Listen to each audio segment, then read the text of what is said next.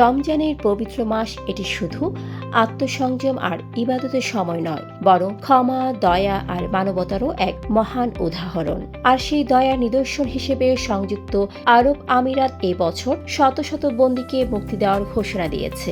এছাড়া মুক্তি পাওয়া বন্দীদের ঋণ পরিশোধে সহায়তার নির্দেশও দিয়েছেন তিনি। ফ্যাশন ব্র্যান্ড মানে আর্ট। সংযুক্ত আরব আমিরাতের প্রেসিডেন্ট শেখ মোহাম্মদ বিন জায়েদ আল নাহিয়ান মানবিকতা ও উদারতার এক বিরল দৃষ্টান্ত স্থাপন করেছেন। রমজান উপলক্ষে তিনি বিভিন্ন অপরাধে দণ্ডিত শত শত বন্দীর মুক্তির আদেশ দিয়েছেন, যেন তারা তাদের পরিবার ও সমাজের সাথে নতুনভাবে জীবন শুরু করতে পারে।